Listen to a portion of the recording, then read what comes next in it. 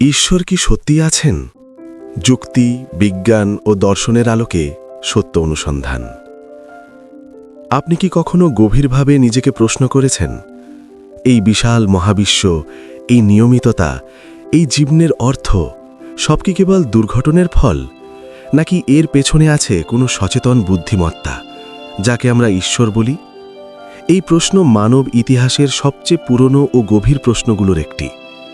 আজ আমরা আবেগ বা কুসংস্কারের ভিত্তিতে নয়, বরং যুক্তি, বিজ্ঞান ও দর্শনের আলোকে এই প্রশ্নটি বোঝার চেষ্টা করব। ঈশ্বর কি সত্যিই আছেন?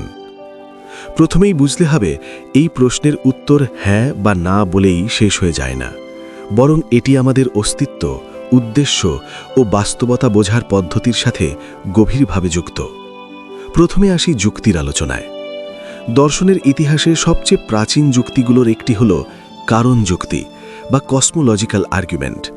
এর মূল কথা হল, যা কিছু অস্তিত্বে এসেছে তার একটি কারণ আছে। এই মহাবিশ্ব একসময় অস্তিত্বে এসেছে, তাহলে প্রশ্ন আসে, এই মহাবিশ্বের প্রথম কারণ কি? বিজ্ঞান বলে মহাবিশ্বের সূচনা হয়েছে বিগ ব্যাং থেকে, কিন্তু বিগ ব্যাং নিজেই কেন ঘটল, এই প্রশ্নের উত্তর বিজ্ঞান দিতে পারে না। তাই দার্শনিকরা বলেন, এই কারণ শৃঙ্খল শেষ পর্যন্ত এমন এক সত্তার দিকে নিয়ে যায়, যিনি নিজে অকারণ কিন্তু সব কিছুর কারণ। বহুল অর্ম এই সত্তাকেই ঈশ্বর বলে। দ্বিতীয় গুরুত্বপূর্ণ যুক্তি হল নকশা যুক্তি বা টেলিওলজিক্যাল আর্গুমেন্ট। আপনি যদি একটি ঘড়ি দেখেন, আপনি স্বাভাবিকভাবেই ভাবেন এটি কেউ বানিয়েছে, কারণ এর ভেতরে আছে নিয়ম, গঠন ও উদ্দেশ্য। তেমনি মহাবিশ্বেও আমরা দেখি সূক্ষ্ম নিয়ম, নিখুঁত ভারসাম্য এবং জীবনের জন্য অত্যন্ত সুনির্দিষ্ট মান। বিজ্ঞান একে বলে fine tuning of the universe. অনেক দার্শনিক বলেন, এত নিখুঁত নিয়ম কাকতালীয় হওয়া অসম্ভবের কাছাকাছি, বরং এর পেছনে কোনো বুদ্ধিমত্তা থাকার সম্ভাবনাই বেশি। তবে সমালোচকরা বলেন, এটি কেবল আমাদের পর্যবেক্ষণ সীমাবদ্ধতার ফল। হয়তো অসংখ্য মহাবিশ্ব আছে, আমরা শুধু সেই মহাবিশ্বেই আছি যেখানে জীবন সম্ভব। একে বলা হয় মাল্টিভার্স থিওরি।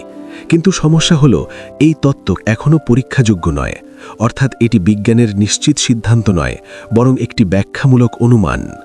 এখন আসি নৈতিকতার যুক্তিতে। মানুষ সব সংস্কৃতি ও যুগেই কিছু বিষয়কে ভালো আর কিছু বিষয়কে মন্দ বলে মেনে এসেছে। যেমন অন্যায়, হত্যা, বিশ্বাসঘাতকতা বা নিষ্ঠুরতা সর্বত্রই নিন্দিত। প্রশ্ন হল, এই নৈতিক মানদণ্ড কোথা থেকে আসে? যদি বাস্তবতা কেবল বস্তু ও শক্তির সমষ্টি হয়, তাহলে ভালো বা মন্দ বলার কোনো নিরপেক্ষ ভিত্তি থাকে না। তখন নৈতিকতা হয়ে যায় কেবল সামাজিক চুক্তি। কিন্তু আমরা নৈতিকতাকে কেবল সুবিধার বিষয় হিসেবে দেখি না, আমরা এটিকে বাধ্যতামূলক সত্য হিসেবে অনুভব করি।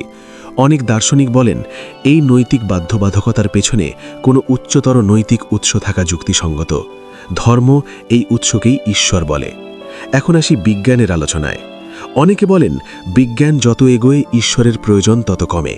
কিন্তু বাস্তবে বিজ্ঞান কিভাবে কাজ করে তা বুঝলে দেখা যায় যে বিজ্ঞান কিভাবে প্রশ্নের উত্তর দেয়, কিন্তু কেন প্রশ্নের নয়। বিজ্ঞান বলতে পারে কিভাবে মহাবিশ্ব প্রসারিত হচ্ছে, কিন্তু কেন কিছুই না থাকার বদলে কিছু আছে, এই প্রশ্ন বিজ্ঞান এড়িয়ে যায়। আইনস্টাইন একবার বলেছিলেন, মহাবিশ্বের সবচেয়ে বিস্ময়কর বিষয় হল এটি বোধগম্য, অর্থাৎ প্রকৃতির নিয়ম এমনভাবে সাজানো যে মানব বুদ্ধি তা বুঝতে পারে। কেউ কেউ এটিকে কাকতালীয় বলেন, কেউ কেউ বলেন এর পেছনে কোনো বুদ্ধিমত্তা আছে। কিন্তু একই সঙ্গে সত্য হল, বিজ্ঞান ঈশ্বরের অস্তিত্ব প্রমাণও করতে পারে না, অস্বীকারও করতে পারে না, কারণ ঈশ্বর ধারণাটি পরীক্ষাগারে যাচাইযোগ্য নয়। তাই বিজ্ঞান এখানে নিরপেক্ষ থাকে। এখন আসি দর্শনের গভীর প্রশ্নে। যদি ঈশ্বর থাকেন, তাহলে পৃথিবীতে এত দুঃখ কষ্ট কেন? এটি ঈশ্বরের অস্তিত্বের বিরুদ্ধে সবচেয়ে শক্তিশালী আপত্তিগুলোর একটি। যদি ঈশ্বর সর্বশক্তিমান ও সর্বমঙ্গলময় হন, তাহলে তিনি কেন যুদ্ধ, রোগ, অন্যায় ও যন্ত্রণা বন্ধ করেন না? এ প্রশ্নের কোনো সহজ উত্তর নেই, তবে দার্শনিকরা কয়েকটি ব্যাখ্যা দেন। একমতে, স্বাধীন ইচ্ছা ছাড়া নৈতিকতা অর্থহীন। যদি মানুষ কেবল ভালো কাজ করতে বাধ্য হতো, তাহলে ভালো কাজের কোনো নৈতিক মূল্য থাকত না। স্বাধীনতা থাকলে ভুলের সম্ভাবনাও থাকে, আর সেখান থেকেই অনেক দুঃখের জন্ম। আরেক মতে, দুঃখ মানুষের চরিত্র গঠনের অংশ। সাহস, ধৈর্য, সহাবর্মিতা, এই গুণগুলি কেবল চ্যালেঞ্জ ও কষ্টের মধ্যেই বিকশিত হয়। যদিও এই ব্যাখ্যাগুলি সব কষ্টকে পুরোপুরি ব্যাখ্যা করতে পারে না, তবুও এগুলি দেখায় যে দুঃখের অস্তিত্ব মানেই ঈশ্বরের অনুপস্থিতি নয়। এখন আসি অভিজ্ঞতার যুক্তিতে। ইতিহাস জুড়ে কোটি কোটি মানুষ দাবি করেছেন তারা ঈশ্বরের উপস্থিতি অনুভব করেছেন, প্রার্থনায়, ধ্যানে, সংকটে কিংবা গভীর শান্তির মুহূর্তে। অবশ্যই অভিজ্ঞতা ব্যক্তিগত বিষয়, তাই একে বৈজ্ঞানিক প্রমাণ বলা যায় না। কিন্তু যখন ভিন্ন সংস্কৃতি ও যুগের মানুষ একই ধরনের অভিজ্ঞতার কথা বলেন, তখন এটি পুরোপুরি উপেক্ষা করাও যুক্তিসঙ্গত নয়। এখন গুরুত্বপূর্ণ প্রশ্ন হল, তাহলে চূড়ান্ত সিদ্ধান্ত কি? সত্য হল, ঈশ্বরের অস্তিত্ব কোনো গণিতের সূত্রের মতো প্রমাণ করা যায় না, আবার তার অনস্তিত্ব চূড়ান্তভাবে প্রমাণ করা যায় না। আমরা যা পাই তা হলে যুক্তিসঙ্গত সম্ভাবনা, দার্শনিক ব্যাখ্যা এবং মানব অভিজ্ঞতার ইঙ্গিত।